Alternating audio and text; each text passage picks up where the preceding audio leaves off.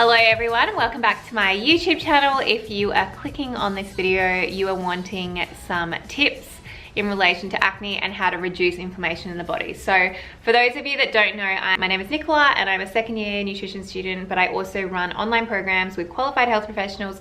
These programs are to help women who are suffering with acne and who really don't understand why they are suffering with acne. So I just wanted to quickly tell you my story in as little words as possible, but basically I developed acne later on in my adult years, so from about the age of 20 onwards, and I still struggle with acne sometimes to this day. However, my breakouts have definitely decreased because I've learned so much about my individual triggers and I now know how to manage my symptoms. I want to start by saying one thing: there is no cure for acne. So although a lot of doctors and dermatologists may, prescribe medication, which a lot of people think that it cures your acne, like Roaccutane, but it isn't actually a cure for acne. So Roaccutane can help you for short or long periods of time, but some people do find that their acne does come back after they stop taking the drug and when they experience certain hormonal shifts in their body. So that is important to understand. The reason I created the program was because I really wanted women to feel empowered, wanted them to know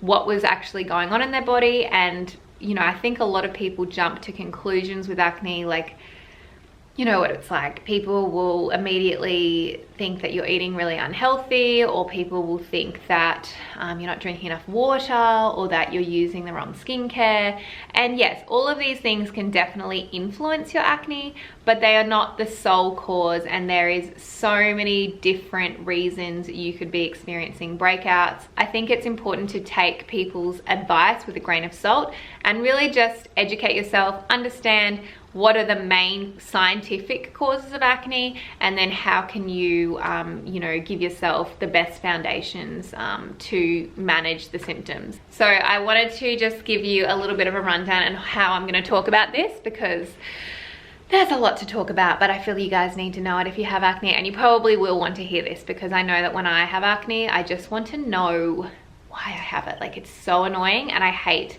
I'll Google for ages, and I'll look on Instagram, and I'll read other people's stories, and I just constantly research. But I think, there's so much bullshit out there, and you actually need information from qualified health professionals. So that is why the information that I'm going to be talking about in this YouTube video is all directly from my program, which is from qualified health professionals. So a dietitian, a naturopath, a general practitioner, doctor, and a psychologist. So you don't have to worry, I'm not feeding you bullshit, I promise. These are all, a lot of the facts that I'm talking about are evidence-based and based on research. So the first topic I'm going to be talking about is nutrition and acne, and I'm going to go into 3 components which we talk about in our program with a dietitian, and that is the omega-6 to omega-3 ratio and how it can increase inflammation in the body, dairy and acne and how it can influence our hormones, and gut health and acne and how that's influenced by stress and how it can cause dysbiosis. So the first topic is the omega-6 to omega-3 ratio. So omega-6 and omega-3 are essential fatty acids that we require in our diet. So we don't synthesize omega-6 and omega-3 in our body, we require it from food. However, the Western diet has evolved to create an imbalance of omega-6 to omega-3. So what used to be a ratio of 1:1, so omega-6 1 to omega-3 1, is now 10 to 20 to 1. So 20 to 1 is huge. And basically having a diet which favors the omega-6 side can contribute to inflammation in the body. And so acne is an inflammatory skin condition. So if your body is in a state of inflammation, that can present through the skin and cause acne. So we want to reduce that inflammation, and this is the one way that we can start to reduce that inflammation, by getting this balance right. So there has been clinical evidence to suggest that a diet that has an imbalance of essential fatty acids can contribute to inflammatory skin conditions like acne. So in our program, we have a whole dietary protocol which helps to correct this imbalance. So in terms of omega-3 sources, we're looking at sardines, like fatty fish, tuna, salmon, mackerel are all great sources of omega-3. In terms of plant-based sources of omega-3, which aren't as good as obviously the fish sources, you can have flax meal, chia, and hemp seeds, which we put in a lot of the smoothies in our program. In terms of vegans, like I know that there are a lot of vegans out there, if you are looking for a supplement to increase your omega-3, there is something called a microalgae ALA supplement, which has been, there's been research to support that can help to convert into omega-3. In terms of omega-6, there are a few different swaps that you can make. So swapping out vegetable oils as well as foods containing them, like salad dressing and processed foods, with olive oil, macadamia oil, and also avocado oil. Another benefit of using an oil like avocado oil or olive oil is that it can help you to absorb fat-soluble antioxidants. So antioxidants are also great at reducing inflammation, so improving your consumption of antioxidants found in colorful fruit and vegetables is really important, so that's another tip. But essentially, I was looking at a study before and it showed that 6% of fat-soluble antioxidants, and in this case they used lycopene, which is found in tomatoes, was absorbed when using olive oil compared to only 2.5% when using corn oil. So I thought that was quite interesting. So I will provide some more information down below. So if you want a list of omega-6 foods, like food swaps, then just check out the section below and you can see some of the foods that I've listed. So the second point I'm going to talk about is dairy and acne. Now the relationship between dairy and acne stems from a certain protein in milk and dairy products, which has been found to increase the production of a hormone called IGF-1. So that's insulin-like growth factor. This hormone has been shown to increase sebum production and contribute to acne and acne-prone individuals. So the thing with acne and dairy is that it is very individual. So not every person who is acne-prone who eats dairy is going to experience acne. However, there is research to suggest that there is a link. So one thing I do want to touch on is that in our program, we do suggest that you cut out dairy for 1 month, but you definitely reintroduce it. And I think with acne, you can become very fearful of foods, and a lot of foods are demonized, and you start to restrict a lot of foods and get really anxious around different foods. But with dairy, I did cut out dairy for a long time, and I now eat yogurt and cheese because I find that the yogurt and cheese doesn't actually impact my skin as much as drinking full cream milk every day, because I used to have like 2 cups of full cream milk a day, and that was when my acne was worse. And now I have like yogurt every second day or every day even, and it doesn't impact my skin. So I think it's important to definitely reintroduce foods properly, because there has been research to suggest that the dairy products like yogurt and cheese, which are really beneficial and high in calcium, because of the fermentation process and the probiotics, apparently it doesn't have as much influence on IGF-1. So a lot of acne-prone individuals can tolerate milk, cheese and yogurt, but they may not be able to tolerate full cream milk and skim milk. So I don't really like to promote cutting out whole food groups. I used to do it, and I know I'm guilty of, and I'm probably on this YouTube channel, I've got videos of me saying that I cut out certain foods, but this is how much the program has really helped me, because I now eat a lot of foods, but I just know what ratio to consume. So I know to limit my consumption of really refined foods, but still have them, in moderation. It's fine. It's just making sure that you're trying to eat as many anti-inflammatory, antioxidant boosting foods as possible if you are someone who suffers with acne. Now, the next topic I'm going to talk about is hormones and acne. Now, this is a controversial topic, and I'm not going to go into extreme amounts of detail because it's very scientific, and I'm still learning a lot about hormones and what is true and what's bullshit.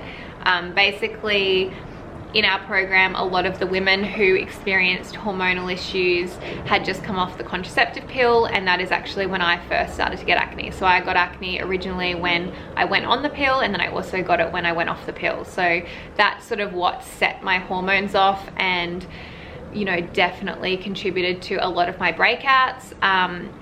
In the program, we go through what the contraceptive pill actually does to your body, what happens when you go off the pill, what you should be doing when you go off the pill, and we also discuss certain conditions like PCOS. You can find out whether you have PCOS through a certain criteria via a visit to your GP. So we have a GP in our program who is actually my partner, Mitch. So Dr. Mitch talks about PCOS, polycystic ovarian syndrome, and how that relates to acne, but also he talks about the overdiagnosis of PCOS in today's society. There's actually a criteria called the Rotterdam criteria, which GPs are supposed to follow when someone comes in with clinical signs and symptoms of PCOS. But I used to be so set on a hormone test and, you know, testing my hormones to see where I'm at to try and change them. But the reality is our hormones change from the morning to the evening. Tomorrow my hormones will be completely different to today. But I still know what it's like to feel like your hormones are out of balance as a female, because obviously it influences your mood, it influences you know, spotting, periods, everything. By the way, if you have spotting throughout your cycle, go to the GP and get a checkup. 100%, if you have acne and you feel like you do have some type of hormonal imbalance in your body, and I feel like as women we do have that sort of inkling, definitely go to your GP and request some tests. I have provided a link down below which in Australia shows you what doctors can test for and why they test for them, so what the results need to be in order to classify someone with a certain condition which is related to hormones. Another hormone, which I should have spoken about first, is insulin. So we talk about that in the nutrition section of our program. But basically, you know, if you're consuming foods which are highly refined and high in sugar, you're going to be spiking your insulin levels consistently, and that can cause an overproduction of sebum and acne in acne prone individuals. So choosing low GI foods is very important, and if you are going to start eating more whole foods, you will probably end up eating low GI foods anyway. So just keep in mind that, you know, eating refined foods isn't just about the inflammation, it's also about the hormones, because it can influence your hormones. Stress also impacts your cortisol levels, and cortisol is a hormone. So anytime that one hormone is influenced, it typically can throw off the other ones. So just be mindful of how certain foods can influence your hormones, and also how stress influences your hormones. I personally believe a lot of the time stress is the main trigger for acne. So the next topic I'm going to talk about is gut health and acne. Now, we discuss this in great detail in our program. We have a whole protocol dedicated to it, but basically we talk about the link between stress and gut health. Now, many people don't realize how much stress can impact digestion. It can downregulate digestive enzymes. It can cause alterations in the gut microbiome, so the balance of good and bad bacteria, and in turn it can loosen tight junctions within the intestinal wall and allow particles that normally shouldn't be allowed entry through the cracks and into the bloodstream, which can set off an inflammatory response, which can then present through the skin as acne or eczema or psoriasis. So basically, if you think about your gut wall as like a cheesecloth, it shouldn't allow particles to slip through. But when you're stressed and your gut health is being compromised, this can cause little holes in the cheesecloth and allow particles to slip through and go into the bloodstream. I hope that makes sense. Many acne sufferers have also been found to suffer with lower levels of stomach acid. Now, this can actually cause dysbiosis. So another word for dysbiosis is SIBO, and basically it refers to an overgrowth of bacteria in the small intestine. And what happens when you don't have enough of this stomach acid is your small intestine competes for nutrients, which can in turn impair your absorption of fats, protein, nutrients, vitamins, and minerals. So this can lead to deficiencies, which is why some acne sufferers benefit from taking additional supplements. It would be best to fix your gut health first in order to be able to eat normal foods and absorb all of the nutrients from your food. So that is something to consider as well. So in the program, we have a whole gut health protocol, but that is more so to do with people who suffer with IBS.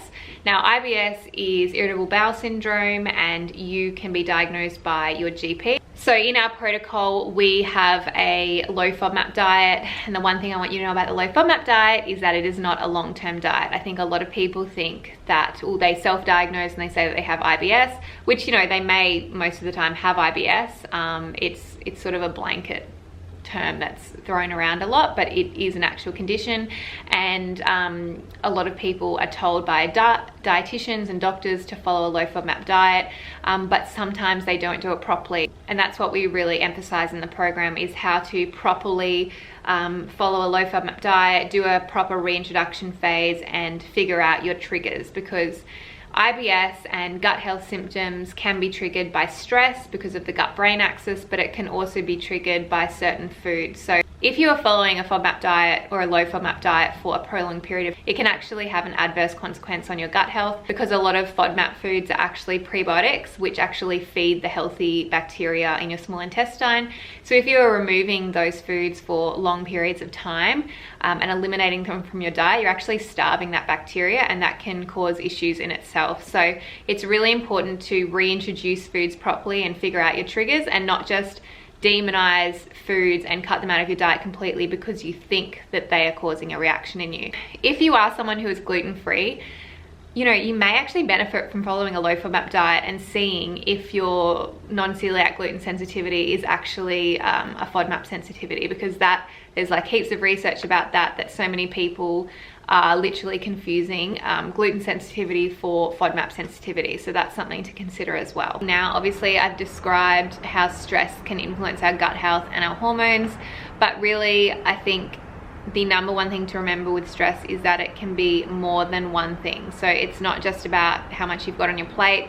It's not just about how busy you are. You can be extremely stressed, productive, and really happy. But you can also be burning out at both ends, and you can also be emotionally and psychologically stressed. So whether you're going through a breakup, whether you feel like you're not going in the right direction, or you're not leading the path that you thought you'd lead, that can all influence your mindset and how you feel on a daily basis, and that is a form of stress.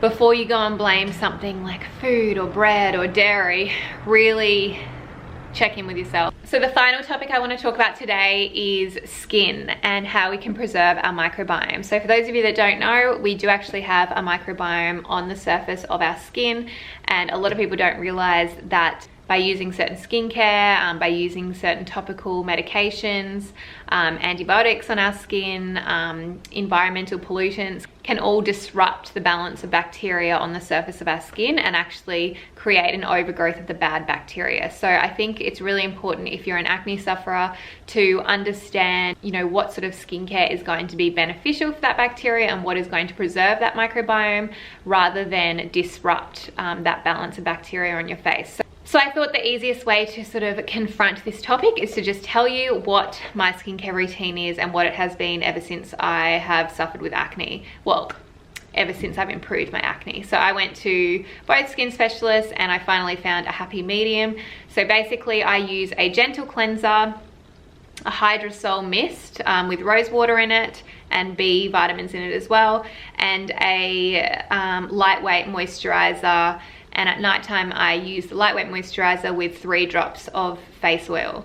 So in addition to this, I use a chemical exfoliant 3 times per week, and that is really great. It's an AHA and it's really great at increasing that skin cell turnover. So if you do have acne, you obviously have an overgrowth of P. acnes bacteria, which is the bacteria that causes acne. You also usually have a slower skin cell turnover. So the skin specialist in my program suggests that you use products that increase that skin cell turnover, but you don't want to be using it every single day, because then that can disrupt that balance of bacteria on your face. So I'll pop my skincare routine below with some of the products I use, not sponsored. I do have a code for the face oil that I use, which I really like because it's antibacterial, but otherwise, yeah, the rest I buy myself. So that is the end of this video. I was actually going to do a day on my plate eating acne friendly foods, but I've literally just, this video has taken up so much time.